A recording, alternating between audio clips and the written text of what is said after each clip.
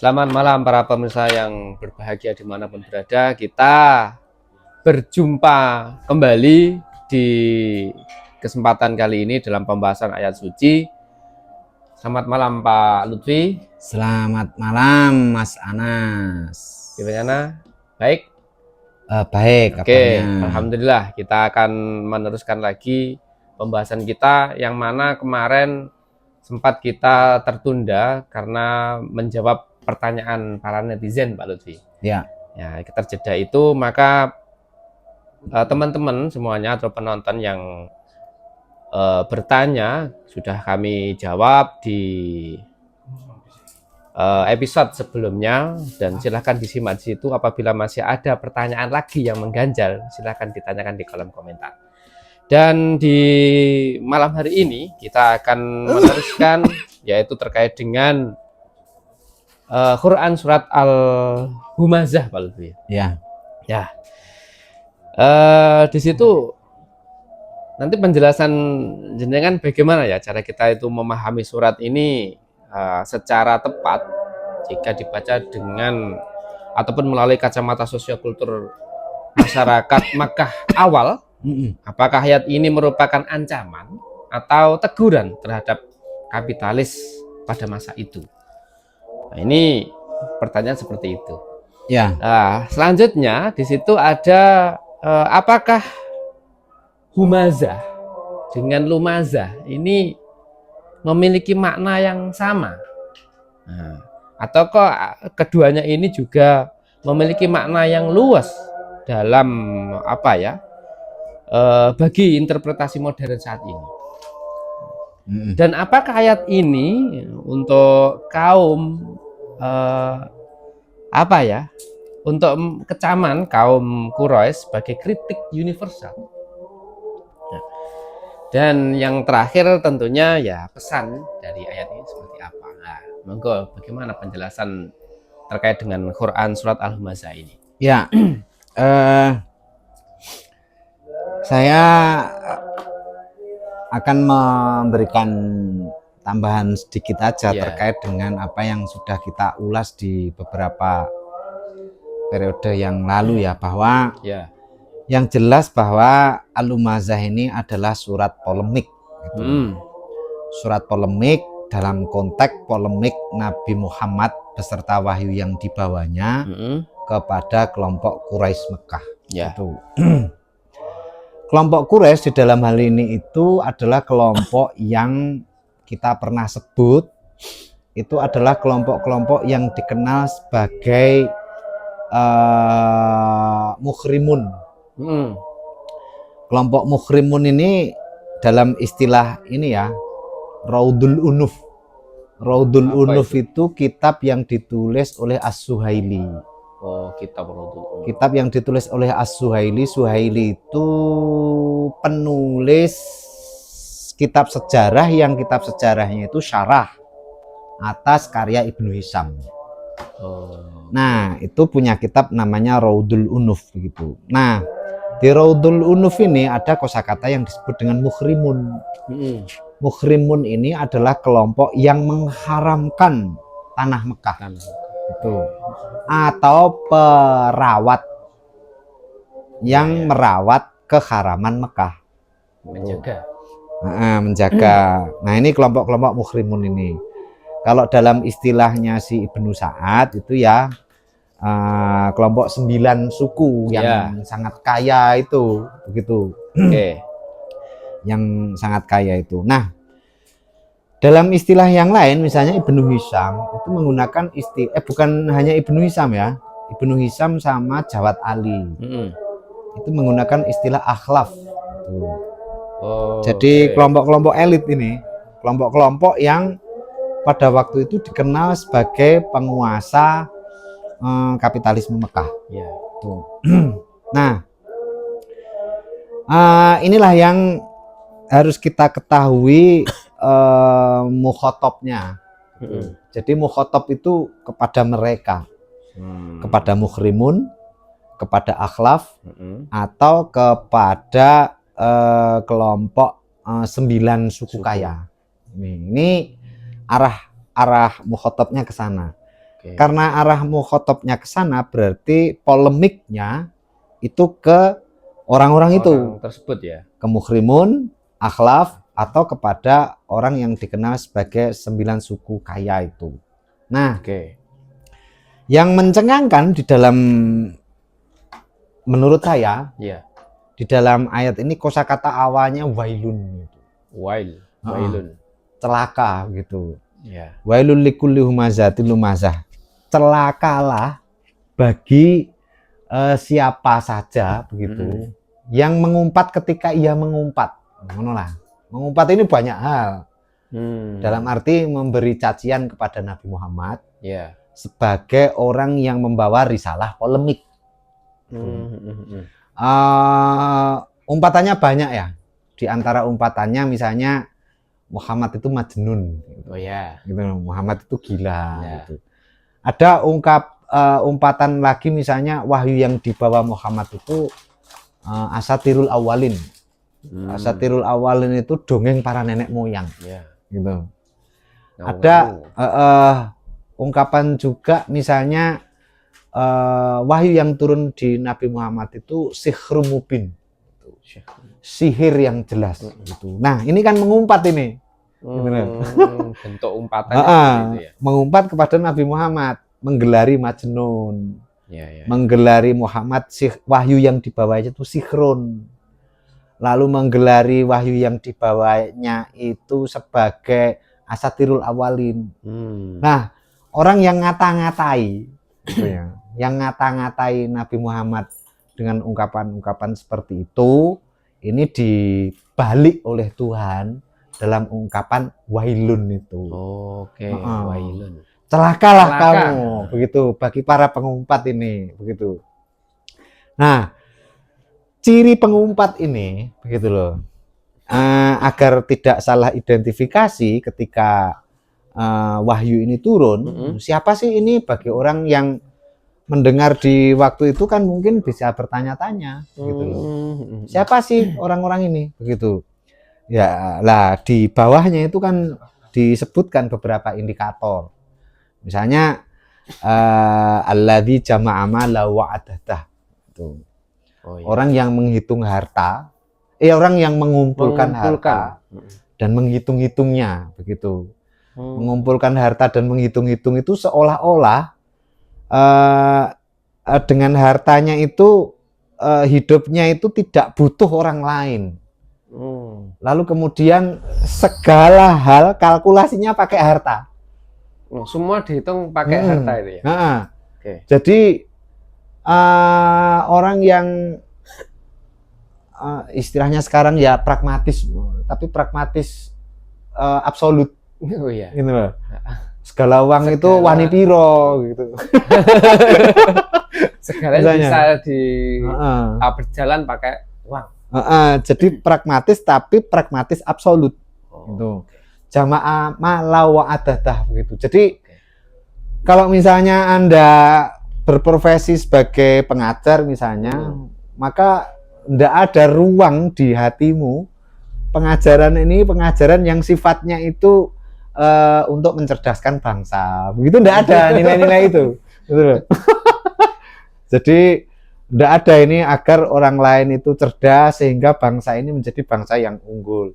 Nilai-nilai itu tidak ada, gitu loh. Yang ada hanya malau wa adadah. Gitu. Harta dan hitung-hitungannya selalu hitung-hitungan harta itu. Tidak ada nilai-nilai yang luhur yang itu masuk di dalam ruang di hatinya. Artinya sudah terpenuhi, hatinya itu sudah terpenuhi oleh hal-hal itu ya? Jadi saya menyebutnya pragmatisme absolut. Nah, begitu. Ini di antara tanda-tandanya gitu. Jama'ala wa adatah yahsabu'an nama lahu akhradah. Seolah-olah ketika dia sudah memegang yang namanya harta itu hidupnya akan kekal gitu ya. Kekal itu apa ya? Nanti di akhirat itu tidak ada urusan selain di dunia ini yang hanya persoalan uang itu. Jadi yang namanya kekal ini kekal dalam arti ya udah hidup hanya di dunia ini begitu. Besok di akhirat ini beda kan begitu. Iya. Makanya kemudian saya harus totalitas menghitung persoalan mal ini, uang ini, di mana hidup saya itu ya hanya untuk ini. Begitu. Di luar itu nilai-nilai agung itu bukan menjadi bagian dari apa yang saya lakukan. Nah, ini indikatornya seperti itu. Jamala wa atadah yahsabu annama lahu alatah kala. Tidak, sama sekali tidak begitu. Jadi Tuhan melakukan bantahan terhadap klaim-klaim yang diungkap oleh orang-orang yang menjadi sasaran polemik ini, bahwa akhladah itu tidak sama sekali. Nah ini ya, apa ini? Yahsabuan nama lahu alatah kalla layum badanna fil khutomah wa ma adraka mal khutomah narullahil muqaddatul lati tattali'u alal afidah innaha alaihim musattah fi amatin mumaddadah itu. Jadi ini kayak gambaran di mana kesan saya itu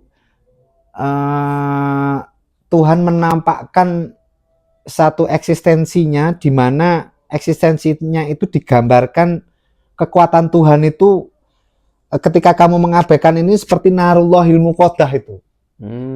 Jadi ini sifatnya ancaman, dan ancaman ini Tuhan memperlihatkan kekuatannya. Nah, begitu loh. Begitu. Nah, di dalam konteks ini bisa kita pahami sebetulnya bahwa wailul likulli humazatil lumazah ila akhirih itu. Ini sebetulnya pukulan keras, begitulah. Alat polemik yang polemiknya itu keras sekali kepada orang-orang yang selama ini mengumpat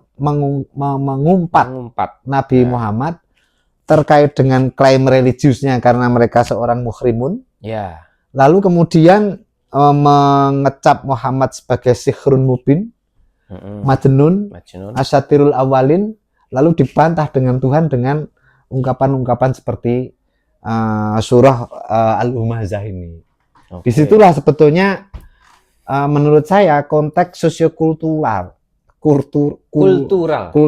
yang menaungi kehadiran dari surah Al-Humazah ini. Oke. Begitu. Oke. Begitu. Jadi Quran surat ini memang diperuntukkan ancaman itu untuk mereka itu ya. Ya, jadi ini ancaman sekaligus bantahan. Sekaligus kecaman balik. Begitu. Gitu. Oke. Di situ itu begitu. Konteks kemunculan arat secara sosiokultural. Humazah dan lumazah ini sama enggak, Pak? Ya itu tadi loh.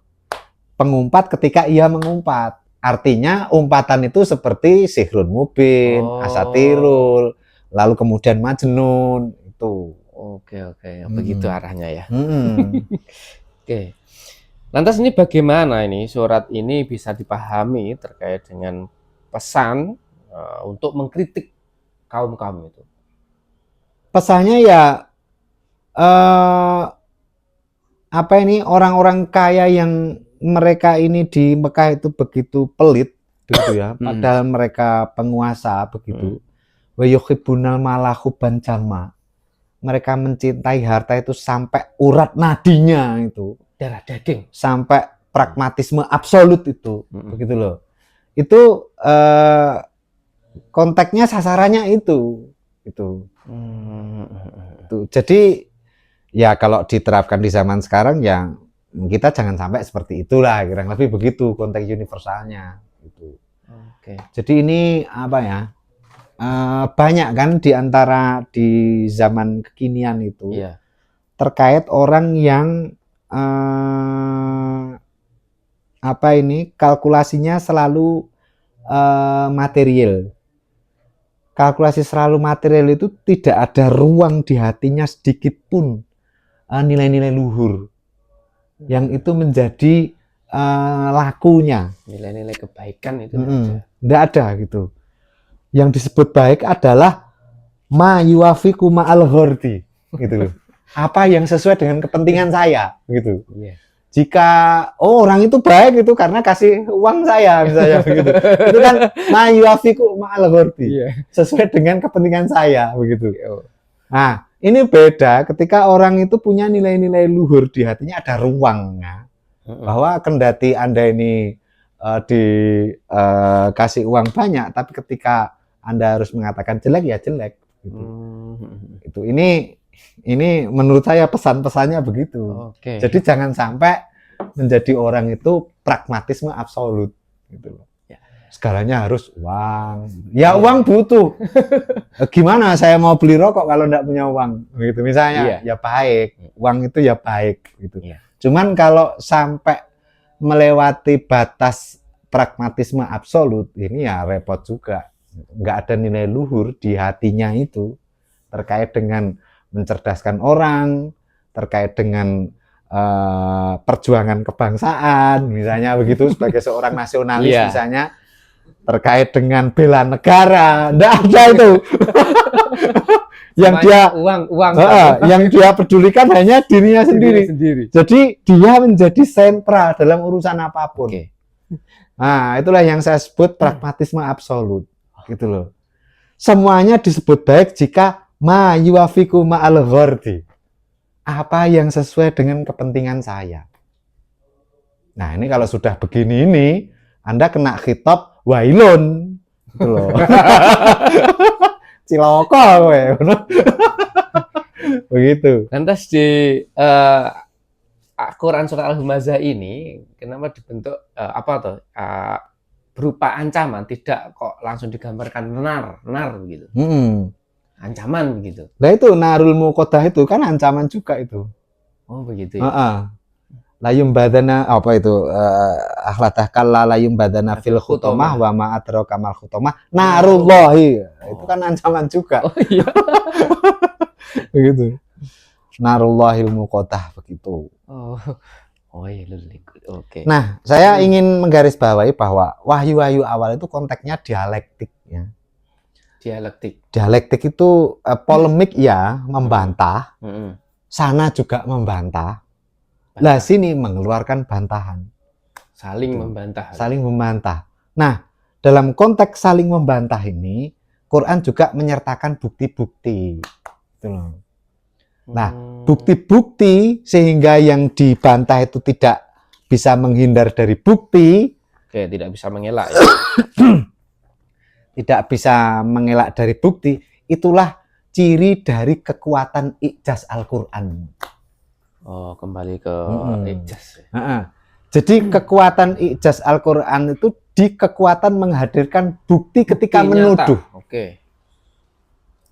Artinya ancaman ini disertai dengan buktinya. Kekuatan dialektika Al-Quran itu atau bantahan Al-Quran atau polemik Al-Quran itu disertai dengan bukti-bukti itu.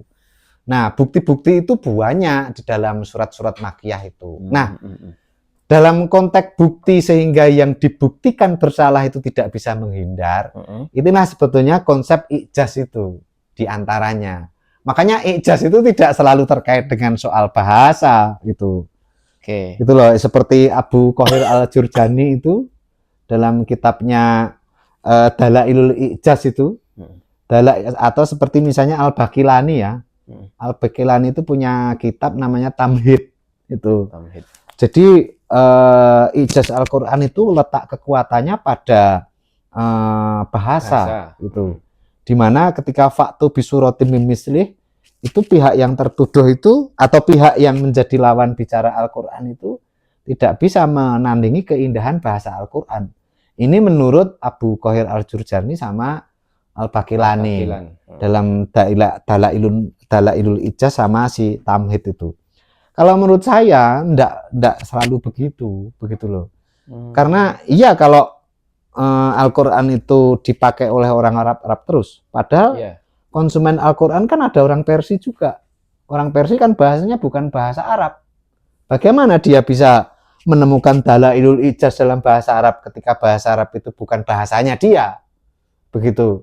Maka harus ada temuan lain yang terkait dengan soal i'jaz itu. Lah menurut saya di antara temuannya itu kekuatan Al-Quran menghadirkan bukti bahwa yang dituduh itu memang orang yang ketika dituduh dikasih bukti itu nggak bisa mengelak lagi. Nah, bukti tuduhan sehingga yang tertuduh itu tidak bisa mengelak lagi itu antara lain itulah ya sahbuan nama lahu akhlada. Lalu kemudian lagi misalnya jama amal lahu wa adada, begitu. Ini kan bukti-bukti itu. Buktinya. Bukti-bukti bahwa Anda ini seorang yang layak untuk disebut sebagai wailun. Jadi orang yang celaka itu. Sehingga oh iya ya, saya kok punya ciri ini ya. Kok punya ciri ini ya, makanya nggak bisa mengelak lagi kan. Kurang ajar ini, Al-Quran ini benar ini begitu. Nah, ketika benar begitu, kadang orang ketika dituduh dan tuduhannya benar, untuk menjaga egonya kan mengumpat. Yang diumpat itu bukan membantah tuduhannya, tapi istilahnya itu menyerang personalnya, gitu loh. Anta majnun, gitu loh, kamu gila. Itu sihru mubin, itu kamu dapat ini dari mana, begitu. Sehingga kok tiba-tiba kamu ini benar, wah ini sihir ini, begitu. Kamu kerasukan jin ini. Padahal dia enggak bisa membantah bukti itu, gitu loh. Jadi apa ya, menyerang, bantahan dengan menyerang personal itu apa istilahnya? Bukan apa istilahnya? Karena di ad hominem, kalau istilah sekarang, bantahan yang sifatnya ad hominem, gitu loh. Jadi karena bukti ini benar, tertuduh benar, dia tidak bisa mengelak, lalu menyerang si penuduh itu kendati benar dengan serangan yang sifatnya ad hominem itu, menuduh balik, menuduh gila, menuduh kamu kerasukan jin, gitu. Nah, di dalam konteks seperti inilah sebetulnya perdebatannya yang bisa difahami terkait dengan surat Al-Lumazah ini. Oke. Ini kayaknya sudah kehabisan pertanyaan, Zawal, karena sudah dijelaskan itu. Oke, ini ada enggak pesan terakhir terkait dengan Quran surat Al-Lumazah ini sebelum saya tutup? Kalau pesan saya terkait dengan subjektivitas saya, pragmatis itu boleh. Gitu. Oh, pragmatis boleh ya? Cuman jangan absolut. Oke. Adakan di ruang hati kita, gitu. Nilai-nilai yang sifatnya itu humanis, gitu.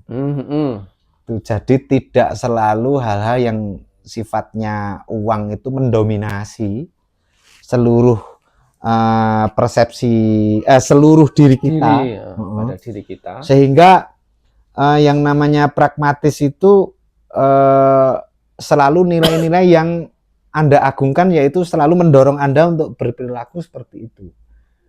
Selalu nilai pragmatis itu. Padahal nilai itu tidak hanya pragmatis begitu. Ada nilai-nilai misalnya kebijaksanaan. Ada nilai yang namanya keadilan. Begitu. Ada yang namanya nilai itu misalnya kemanusiaan. Itu kan nilai-nilai penting juga. Kalau pragmatisme itu sudah menyelimuti seluruh hati kita sehingga menjadi pragmatisme absolut, nilai-nilai seperti humanis, keadilan, lalu kebijaksanaan itu tidak muncul dalam ruang hati Anda. Sehingga Anda ini menjadi orang yang seperti wailun ini, gitu. Tidak boleh pragmatis dalam satu sisi, gitu ya? Bukan. Pragmatisme absolut. Oke. Serasa begitu para pemirsa yang menyaksikan ini. Saya sudah kehabisan pertanyaan karena sudah dijawab semua oleh beliaunya. Pesan terakhir beliau tidak boleh menjadi pragmatis absolut.